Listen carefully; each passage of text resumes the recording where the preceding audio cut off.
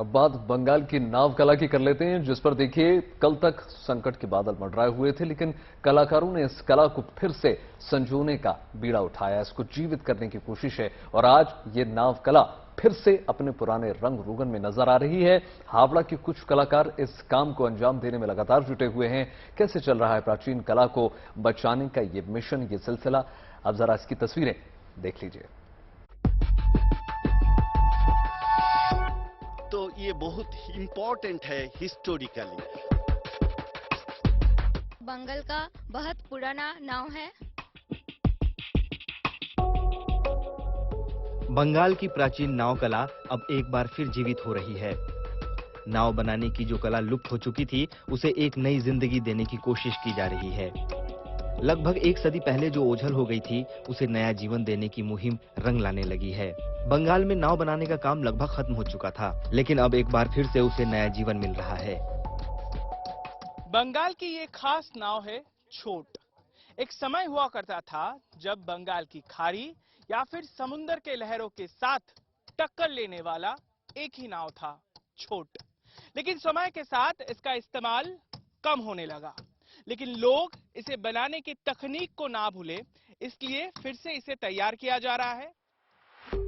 हावड़ा के एक नाव कलाकार पंचानन मंडल एक सदी पुरानी विशेष नाव छोट बना रहे हैं, जिसे कभी प्राचीन इतिहास के दौरान समुद्र या नदी में मछली पकड़ने वाली नाव के रूप में इस्तेमाल की जाती थी।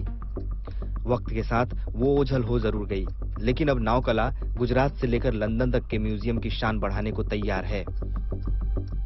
इम्पोर्टेंट ये है, कोई भी नाव होगा जो समुंदर में जा सकते हैं, ये है वो नाव। बंगाल का बहुत सारा नाव है, जानते हैं अभी, लेकिन हमको लगता है ये नाव जो छोट नाव है, यही सबसे पुराना और समुंदर में जाने के लिए आइडियल है।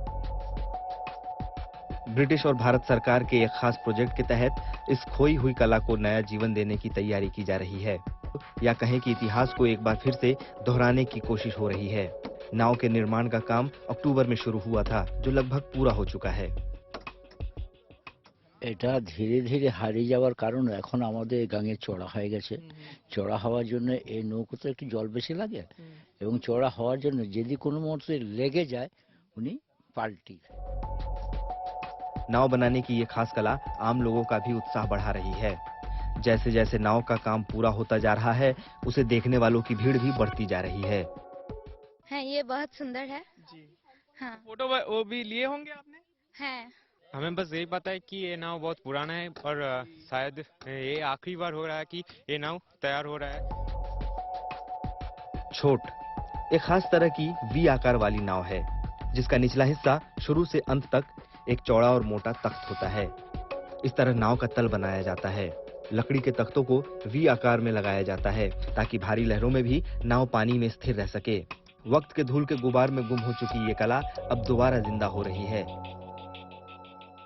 भले ही नाव बनाने की तकनीक बदल चुकी है, समुंदर में गोते लगाने वाले पनडुब्बी भी है, लेकिन आने वाला वक्त बंगाल की इस खास नाव को बखूबी याद रखेगा।